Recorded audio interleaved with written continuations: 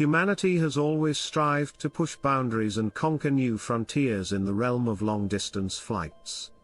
Contemplations of the boundless expanses of the sky and the possibility of traveling around the entire planet without stops or refueling have occupied the minds of many aviation enthusiasts. The Rutan Voyager, an aircraft that embodied the dream of a unique achievement in the world of aviation. Created by the great designer Burt Rutan and his team, this aircraft became a symbol of innovation, courage, and thinking beyond the ordinary. The Voyager is an experimental long-range aircraft, developed by the American company Rutan Aircraft. This flying machine was designed for extended journeys, which is why it was named Voyager. The record-breaking flight of the American pilots on the Voyager is truly awe-inspiring. The aircraft was piloted by test pilot Dick Rutan and sport aviator Gina Yeager. They spent 9 days and 4 minutes in the air, landing at Edwards Air Force Base in the United States on December 23, 1986, where they had started their journey. 2 aircraft designed by Burt Rutan became the most prominent representatives of experimental composite material aircraft, the Beechcraft Starship and the record-breaking long-range aircraft, Rutan Voyager. The first of these aircraft, produced in 1983, was designed using computer-aided design, with carbon fiber reinforced polymer as the primary construction material, boasting enhanced technical performance. The Beechcraft Starship followed a twin-engine duct configuration, with the outboard vertical stabilizers positioned at the wingtips, simultaneously serving as winglets. In 1981, Rutan began working on the Voyager, which was intended for a non-stop circumnavigation flight. The modest living room of Burt Rutan's home in Mojave, California, turned into a flight preparation headquarters and served this purpose for a full 5 years. The first test flight, conducted by Dick in June 1984, lasted 30 minutes.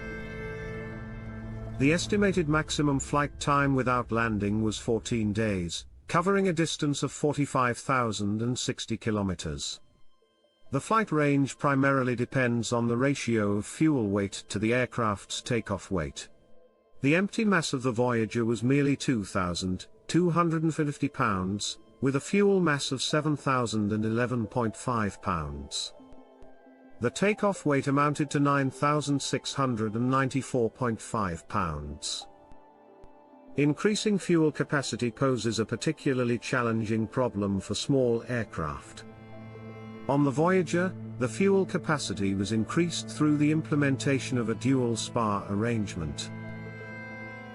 In addition to the traditional tanks, primarily in the wings, additional tanks were utilized in the fuselage and horizontal stabilizer. Another crucial task was reducing the empty weight of the aircraft. The use of advanced composite materials contributed to weight reduction.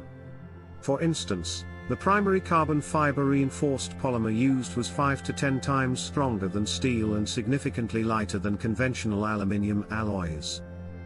The employed twin boom configuration also aided in reducing the weight of the structure as these booms unloaded the wing. The weight of the power plant, equipment, and gear also decreased. All of these factors contributed to reducing the engine power, thus decreasing their weight and fuel consumption. Another method to increase the flight range is improving the aircraft's aerodynamics. Since Voyager is a slow-flying aircraft, a significant portion of the aerodynamic drag is caused by the so-called induced drag, which is generated by vortices forming at the wingtips and decreases with increasing wingspan. To combat this, an extremely long wing with an aspect ratio of 110 feet was installed on the aircraft. The gondola housing the crew cabin, and 2 piston engines was located on the wing. The front air-cooled engine with a power output of 130 horsepower was used during takeoff, while the rear liquid-cooled engine with a power output of 110 horsepower was employed for cruising flight. The engines were manufactured by Teledyne Continental. The most significant discovery made by designer Burt Rutan is the development and implementation of the twin-engine concept on Voyager. It was previously noted that to save fuel, it is necessary to use an engine with minimal power. However, reducing power through significant throttle reduction and reducing engine RPM is not advantageous as it increases specific fuel consumption.